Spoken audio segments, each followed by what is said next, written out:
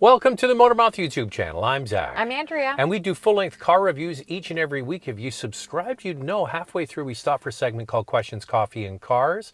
And we've spun it off. We're at 126. How do you get a question in? Follow along on Instagram at Motormouth_Andrea. Every Sunday morning I put a post out asking for questions. It's up for a short time, Zach. Once we gather our questions, the post is deleted and we start the show. Time now for Questions, Coffee, and Cars. Your questions from Instagram. Want to try it again? You can do a little better than that, Andrea. You ready? No. Here we go. Your questions from Instagram. Has Honda talked about putting all-wheel drive in their Civic Hybrid in the future? Would buy one in a heartbeat if it was all-wheel drive. I feel similarly about the VW GLI since it's also front-wheel drive only. Yeah, true. Well, I'm of two minds of this, Andrea, because we all know that if you get good winter tires on a front-wheel drive car, you can get pretty much anywhere you need to go. Ask the people of Quebec. They know winter, they know snow, and a lot of people in Quebec buy inexpensive, small front-wheel drive only cars, actually disproportionately than the rest of the country, and they seem to get by. But then on the other hand, I think that the Civic platform is ripe for an all-wheel drive hybrid because HRV is built off that. Yep. And the new Acura, what's it called, the ASX? ADX. ADX, yeah. ADX is going to be built off that platform. So I suspect it's coming. Yes, and you know the ADX is going to be an all-wheel drive model, and I think when the HRV comes out with a hybrid option, it's probably going to be all-wheel drive because that's what people are demanding from a crossover. But I agree with Zach, like a good set of winter tires and you're just fine with a front-wheel drive model. A viewer just reached out this morning. He just bought an MX-5 soft top. Loved our reviews. That's rear-wheel drive. He's in Quebec and he's driving it in the winter and wanted a recommendation for winter tires. So Wowee. There you have it. It's possible for sure. But nothing from Honda. They don't talk about future products, so they wouldn't tell us anyway. My local Ford dealership has some pretty great deals on the Ford Escape hybrids and the PHEVs, which also qualify for the BC and Canadian EV rebates. Would one of these be a good investment? Would you pick a regular hybrid ST line or the PHEV? Well, just to clarify, the PHEV is the only one that gets the rebate. I think that's what she meant. It was just the way it was written, but I think she knows. Yeah, well, back to the previous question. What's the one thing about the plug-in hybrid Escape? It's front-wheel drive only. Yeah. And you can't get by with a good set of winter tires. So it can be done. I think you have to ask yourself, do you want to plug in the vehicle? It gets great range, excellent range, just really under what the RAV4 plug-in hybrid gets, which is the top banana, 68 kilometers. This gets 60 kilometers. But the ST line hybrid, if you get like the select model or the top trim, it's got that sport tune suspension. It does make for a firmer suspension. You love it. Then for the plug-in hybrid. And that is all-wheel drive, but you get the rebate. In Canada, that $5,000 EV rebate is a substantial rebate for the plug-in hybrid. Yeah, when you start running the numbers on what you're going to save in fuel and then the discount on the product, the only downside is it's front-wheel drive only. Yeah, no, you can get the PHEV in Canada for just over $42,000 and the top trim hybrid for just under $42,000, but you have to add a package to get some extra features for the plug-in hybrid, and that's a $4,900 premium package. And then the panoramic sunroof is on top of that. So that's eating up all of your rebate. Yes, unless you don't get the extras. You just go with less, which is very possible if you just want to save money at the pumps. You think about that, under 42,000 Canadian, throw in the $5,000 rebate. That's a pretty inexpensive plug-in hybrid. Part of the question, though, Andrea, was about holding value, right? My worry is that Ford is going to update the Escape and include an all-wheel drive plug-in hybrid option. Don't know that's for sure. We're just speculating. When they do, I don't think the existing front-wheel drive models are going to hold their value because everybody's going to say, well, I'm spending that. I want the all-wheel drive. I don't know. It's just something to consider. Definitely something to consider. The hybrid gets fantastic fuel economy, so I think that you would be happy with that anyway. Plus, you can get a much cheaper one. You don't have to get the top spend. For sure. What a beautiful couple. Thank you. Where? I just placed an order for a RAV4 Hybrid XLE Premium. Do you agree that this is the best value? Okay, ready? 3, 2, 1. Yes. Yes. It's such a good trim to go for. Whether you get the premium package to add to it, or you just go with the XLE model. The XLE model, get this, I'm going to just give Canadian pricing, but it's now $42,000. I remember it was like 30, 38, 37. Or 37, yeah. That just felt like yesterday, Andrea. Same. So if you get the premium package, it's just over $2,000 more, but you get driver's seat memory, soft text, LED fog lights, and then the 18-inch wheels. It's still really... Spend the money. Yeah, it's the one that offers really the best value. Yeah. I just love when you say, I've ordered a Toyota RAV4 XLE. And then the next question is, when are you getting it? Yeah. Because they're cranking them out as fast as they can, but they can't seem to keep up with demand. And yes, that's right. Zach always raves about the Ford Maverick, but you guys never talk about the Hyundai Santa Cruz. Why is that? The Cruz definitely looks a lot cooler. Well, the Santa Cruz in the Canadian market is offered as a premium offering. It only comes with the turbo. It only comes with the dual clutch. It basically is a high-spec unit. It's not like Maverick where you can still get a, in relative terms, cheaper version.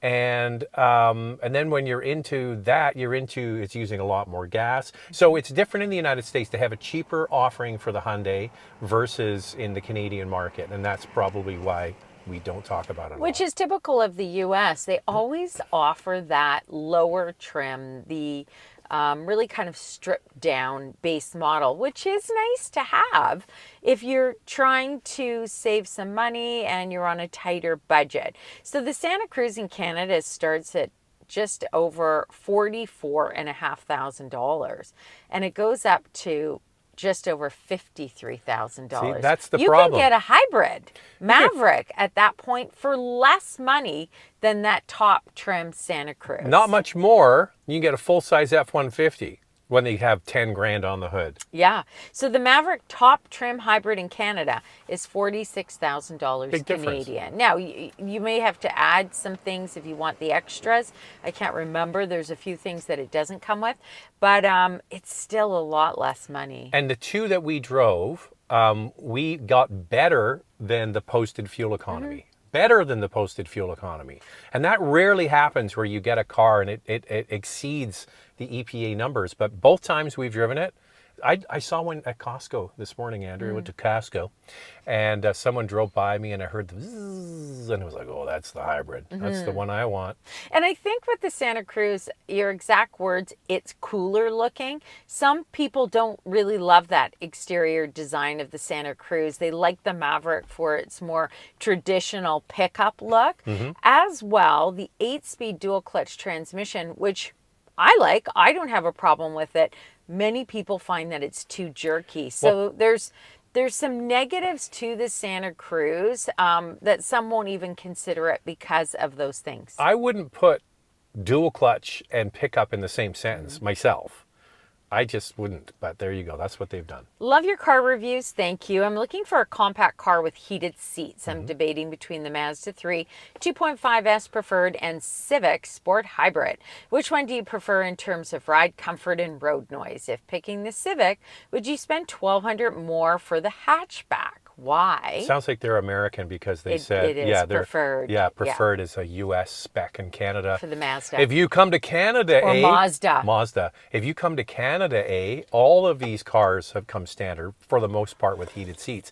You have a no sale in Canada if you don't have heated seats in a car. But it's so strange, in the U.S. It's really. I was talking to one of the marketing people from Chevrolet. We were recently on a Tahoe event, and I said, it gets cold in Michigan, it gets cold in Minnesota, it gets cold in New England, it gets cold in Buffalo, but they don't offer standard heated seats. No.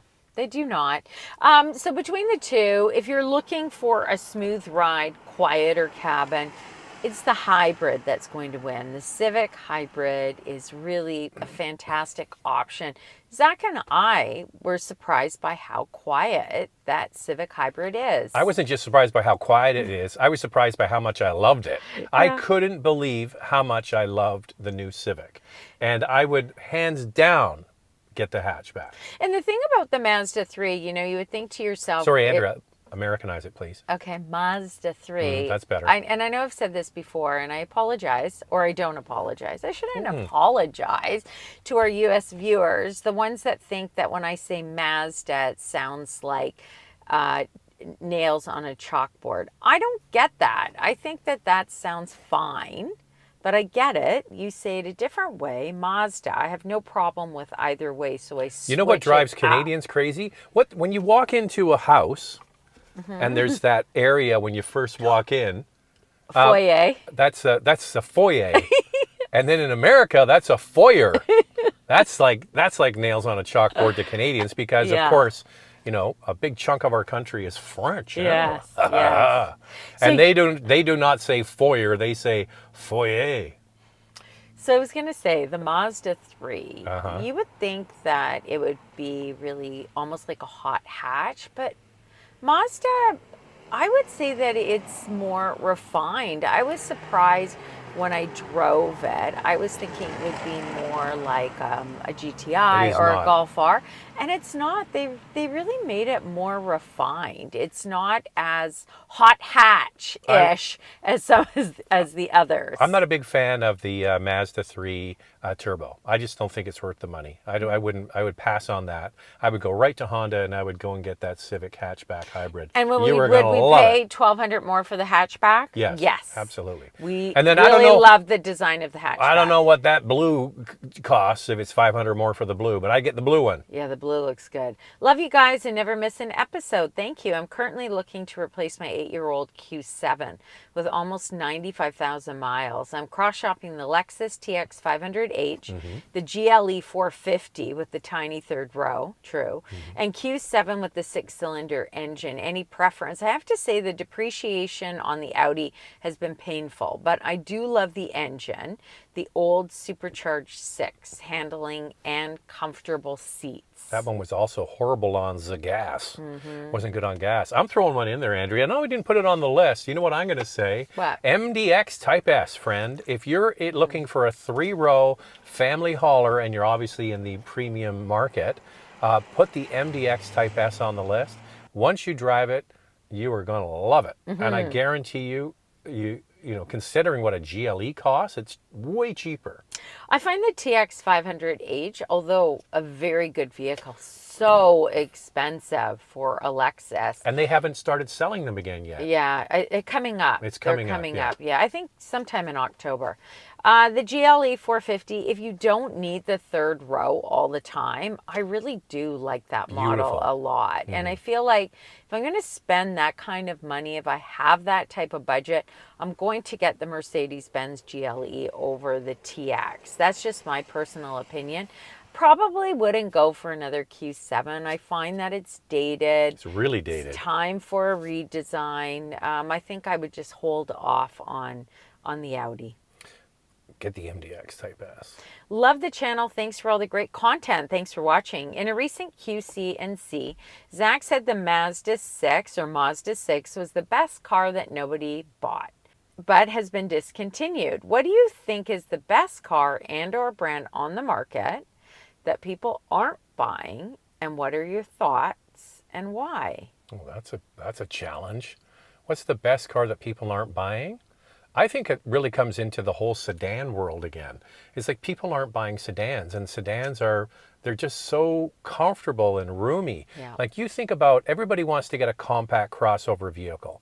Okay, back seat is more upright. You're sitting more upright. But if you get in a mid-size sedan like an Accord or a Camry, you get amazing legroom, you get a good trunk, and I think people are just missing out. Plus, some of them are available with all-wheel drive. I don't know. I just think sedans generally people are missing the boat on. That's what I was thinking. There is one in particular that really, I really want to know. liked. What is it? The Kia Stinger.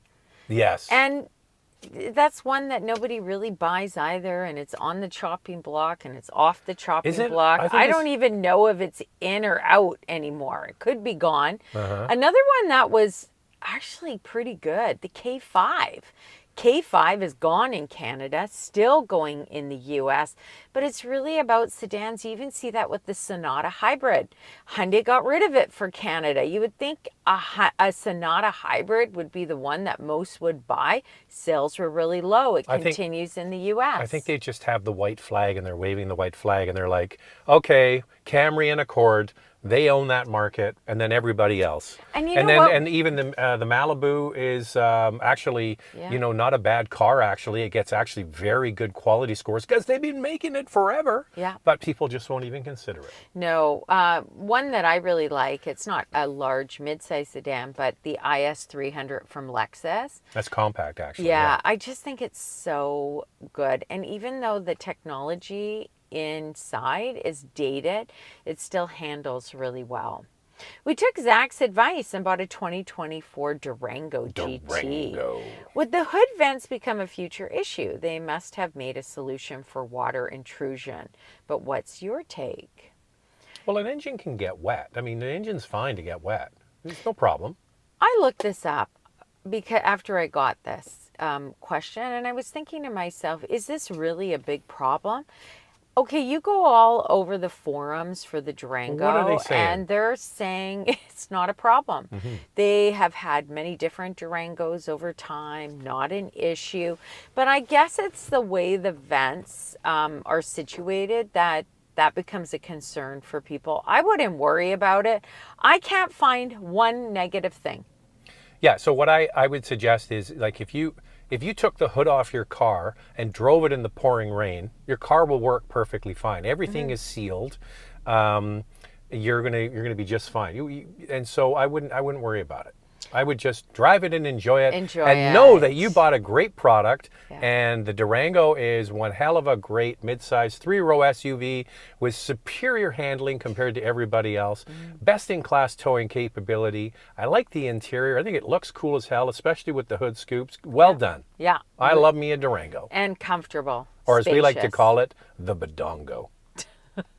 That's what the kids called it. We did go on a really great road trip with the Durango, and they absolutely loved it. I think at the time we had an Audi A7 as our personal vehicle, but we took up the Durango, and the boys were like, can we get one of these? Why do we have to drive the Audi? And then they were like, and then we came up with the name Badongo. So it was the Badongo. Let's all get in the Badongo. I think it was my positive attitude to the Badongo was rubbing off on them. Could be, or they were just super comfortable in the rear seat.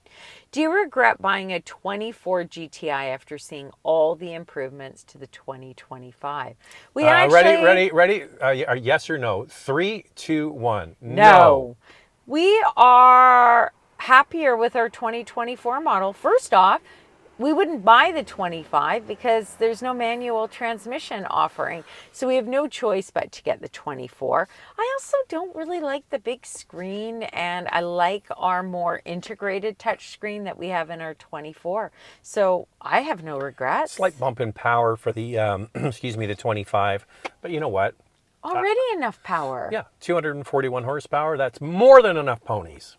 I've been following your content and I absolutely love it. Thank you. Thank you for sharing your insights. Is Volvo generally considered a luxury brand, or are its higher prices primarily due to premium materials and advanced safety features? Oh, this one drives me crazy about Volvo and their advanced safety features. Back in the day, Volvo, yes, were pioneers with a lot of safety features. Now everybody has these safety features. They've all got them. It's not like they have anything special anymore. They used to be special when they had certain things, but now everybody's got all this advanced safety stuff. But isn't it interesting that... Perceptions. Exactly, and that people still believe all of this today. It's like with Toyota and dependability and Honda, and yet Honda can have problems and Toyota can have problems, but people still look at that badge and think dependability even if there are issues today. It is quite interesting when it comes to perception.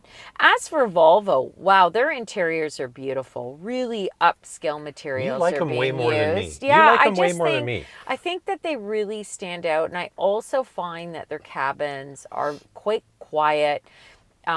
When it comes to handling, very smooth and comfortable.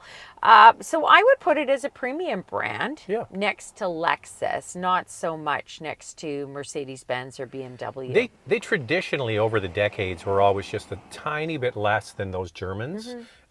So they actually got quite a bit of sales because they were just a couple $1,000s less. Not a bad strategy. I think now they're bumping up into the same sort of prices as everybody else. Yeah, depending on the model. Depending on the model and the trim that you get. Andrea likes the materials on the inside. I don't like their screen.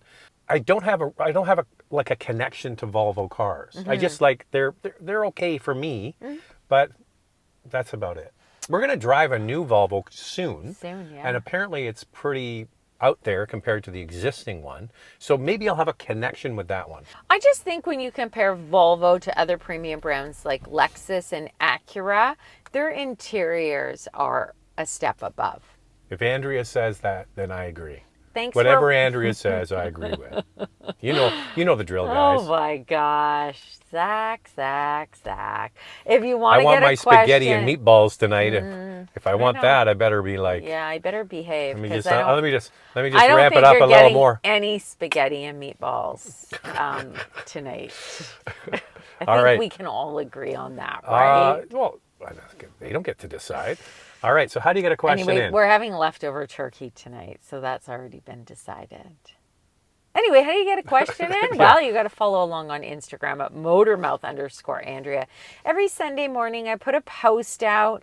Once we gather our questions, the post is deleted and we start the show. Thanks for watching. You're still doing it. Doing what? Not behaving. What? I don't know what you're talking about. Mimicking. Yeah, I would never do that, Andrea. So thanks for watching. We'll see you next time.